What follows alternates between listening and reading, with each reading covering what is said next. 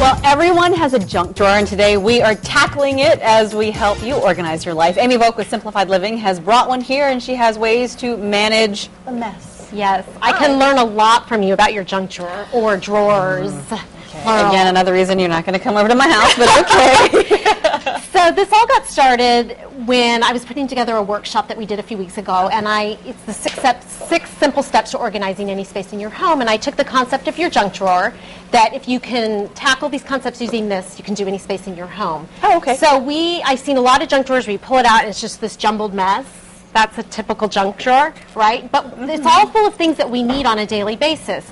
So I'm going to quickly show you some ways to get that organized. First of all, if you have that big mess, take the drawer out and dump it, and then begin to sort. What do I have going on? Everything that you pull out of there, pens, test them to see, do they actually work, markers, things like that. How many sets of keys that I have no idea what they go to, get them all in one pile. Once you've done all that, you can begin to sort of see what kind of containers would be helpful so that I can open the drawer and actually find the things that I need. I mean, this is a great little tool right here. Two-level. It's great because, like, on the top you could put all the really needed things, and then on the bottom, big things like scissors, any tools or anything like that.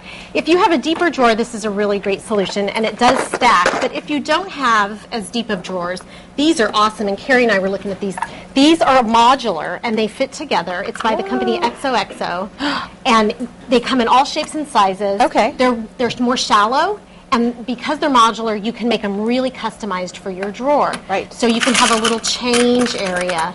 And they have these rubber bottoms so they don't move around in the drawer. They're not moving. I mean, this is great. You could essentially have what you have here, but to whatever shape you want it. You really can. Now, your junk drawer, people often think of our homes as storage units. And, I say that all the time. Our homes are not storage units. So if you have this kind of, what I call tchotchke stuff that lays around all the time, get it in a place that's actually helpful, in a way that's actually helpful. Part of it includes batteries a lot of times. So this is my favorite way to organize batteries, is get these containers. This has one of those snap-on lids.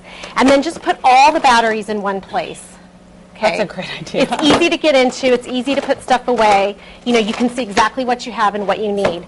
Also, you can bag batteries up into little baggies like this. Things like extension cords. Use a bag, use a zip tie, anything like that will help you containerize. These zip ties are awesome. No, they really are. And then you put them, obviously when you containerize, you put things together in their own container and then, put them wherever you put them. Biggest rule of thumb is easy to access. So this is really easy to get out and then really easy to shove back in there and throw in a drawer. If you try and get really fancy with stuff, you're not going to follow through on your system. So think about, I talk about that, think about how your brain works. If I were to throw an item out at you, what's your instant reaction to it? That's how you want to organize it. And then look at, what do I need to get my hands on all the time? Am I needing change all the time? Am I needing pens all the time? So make that stuff, right on top. Right, and keep them all together. Keep it all together. Kind of where you need that. Right.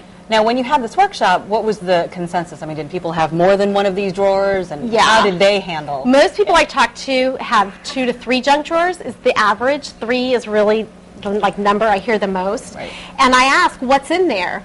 I don't know. It's like the sauce packets from takeout. It's the twist ties, right? And you can't throw away. That you can't, the world would end if I actually threw all of that away. And so ask yourself, what would be the most devastating thing that could happen is if I got rid of all this stuff. Could I get it again?